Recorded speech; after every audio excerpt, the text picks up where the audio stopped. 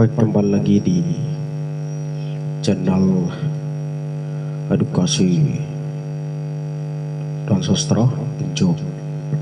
Jadi teman-teman, di channel kali ini kita akan bicara sedikit menyangkut dengan etika peran. Jadi orang berbicara tentang etika peran itu bagian daripada namanya hukum dan suatu ketertiban negara dalam kaitannya dengan perang. Jadi kita bicara tentang konteks persoalan peran operasi militer yang terjadi di Intan Jaya. Itu bagian daripada namanya insiden dan pelanggaran-pelanggaran HAM yang dilahirkan daripada negara Indonesia. Jadi hal ini sangat fatal yang berkaitan dengan etika peran. Yang sebetulnya ketika orang berbicara tentang etika peran, itu ada sekelompok orang yang terdiri daripada dua bagian besar, misalnya yang disebut sebagai OPM punya pemimpin, KMPB punya pemimpin, dan juga TNI Polri punya pemimpin tertinggi. Itu harus hadir dan berdialog serta mengambil suatu kaidah-kaidah yang harus dibicarakan, tetapi juga harus disiapkan bahan-bahan apa atau atribut seperti amunisi apa yang kita akan gunakan, dan juga ada amunisi-amunisi tertentu yang dalam konteks dialog tentang etika perannya itu dibatasi. Jadi saya di sini akan berbicara itu seperti di Intan Jaya, kemudian Enduga, Maibrat, Puncak Jaya, itu sementara ini sungguh begitu menggoncangkan dunia dengan peran militer atau operasi militer yang tidak berbaur dengan etika peran, yang sebetulnya hal itu ditangani oleh negara secara relevansi serta koherensif dan sistematik, supaya ada nilai-nilai tentang kemanusiaannya itu dilahirkan, dan ada nilai-nilai kemanusiaan yang mesti dirasakan oleh semua itu. Maka daripada itu etika peran mesti didialogkan secara ketatanegaraan supaya bagian daripada yang menjadi kepentingan itu benar-benar tercipta. Jadi kebanyakan media dipublikasikan bahwa Papua yang terjadi peran itu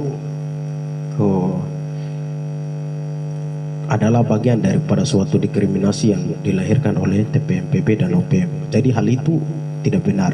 Tidak benarnya itu karena TNI Polri terjun di medan operasi itu tanpa melahirkan namanya etika peran, sehingga peperangan operasi militer itu dia tercipta di situ. Jadi dari opsi lain juga mereka melahirkan bahwa ada ketentuan, kemudian ada ambisi, kerinduan besar yang betul-betul lahir daripada namanya rasionalisme dan spiritualisme, sehingga kedua konsep itu menjadi cikal bakalnya fundamental untuk mempertahankan pihak wilayah mereka itu sendiri. Nah, daripada itu, untuk membatasi peran yang tidak benar, yang tidak sesuai dengan etika peran, itu mesti diperhentikan dan diamankan oleh orang yang memiliki suatu kepentingan dalam negara kita sendiri. Itu. Jadi kita perhatikan lagi dalam media yang seringkali diberalkan oleh teman-teman, itu batasan-batasan wilayah ya itu tidak memiliki di dalam ruang operasi itu. Yang ada itu ya operasi militer. Jadi di mana ada babi ya dibunuh, kemudian di mana anak sekolah ya dibunuh. Berarti ini suatu ya peran operasi penghamburan yang tidak menilai pada suatu ketentuan kaidah humanistik, sehingga peperangan ini harus diberhentikan. Kemudian jika tidak, ya pastinya setiap suku dan bangsa memiliki namanya ideologi yang lahir berkarya dalam kita punya spirit, sehingga pemberhentian secara privatnya pastinya tidak ada, secara internal pun tidak ada. Semestinya ada satu kesatuan yang bisa mengambil suatu sinopsis atas peran operasi adalah yakni negara yang memiliki kepentingan, yakni Pak Presiden yang harus mengambil. Dari Pak Presiden mesti membuka suatu ruang dialog supaya orang asli Papua yang sedang menghilang nyawanya melayang satu persatu itu dapat diberhentikan, tetapi juga mereka kembali untuk melihat dan mensuburkan membangun daerah mereka atau sumber daya manusia yang begitu baik dan netral.